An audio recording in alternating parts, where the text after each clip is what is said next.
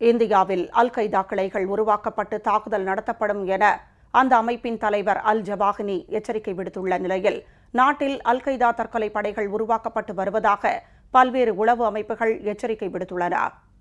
இந்தியாவில் குஜராத், காஷ்மீர், அசாம், அகமதாபாத் உள்ளிட்ட பகுதிகளில் அல் கைதா அமைப்புகள் உருவாக்கப்பட்டுள்ளதாகவும் விரைவில் பயங்கரவாத தாக்குதல் தொடங்கும் என்றும் அல் கைதா அமைப்பின் தலைவர் அல் ஜவாஹிரி கடந்த சில நாட்களுக்கு முன் எச்சரிக்கை விடுத்திருந்த நிலையில் தற்போது அல் கைதா தற்கொலை படைகள் நாட்டின் பல இடங்களில் உருவாக்க திட்டமிட்டிருப்பதாக பல்வேறு உளவுத்துறை அமைப்புகளும் வெளிநாட்டு உளவு அமைப்புகளும் எச்சரிக்கை விடுத்துள்ளன. குறிப்பாக இந்தியன் முஜாஹிதீன் அமைப்பையும் சிமி அமைப்பையும் பயன்படுத்தி இந்த தற்கொலை படை உருவாக்க முயற்சி நடப்பதாக உளவுத்துறை வட்டாரங்கள் தெரிவித்துள்ளன. முதலாவதாக காஷ்மீரை குறிவைத்து தாக்குதல் நடத்தப்படும். அம்மாநிலத்தில் தேர்தல் நடைபெறும் போது இந்த தாக்குதல் நடத்த திட்டமிட்டிருப்பதாகவும் தெரிவிக்கப்பட்டுள்ளது. இந்தியன் முஜாஹிதீன் அமைப்புகளுக்கு வந்த ரகசிய தகவல்கள் அடிப்படையில் இந்த சதி உறுதி செய்யப்பட்டுள்ளதாக உளவு அமைப்புகள் தெரிவிக்கின்றன.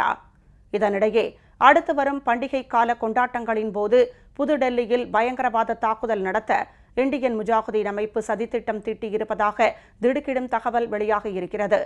அண்மையில் கைது செய்யப்பட்ட தீவிரவாதி அஜாஸ் ஷேக்கிடம் காவல்துறையினர் நடத்திய விசாரணையின் போது இந்த தகவல் கிடைத்ததாக காவல்துறையினர் தெரிவித்துள்ளனர். இதனைத் தொடர்ந்து டெல்லியில் கண்காணிப்பு தீவிரப்படுத்தப்பட்டுள்ளது.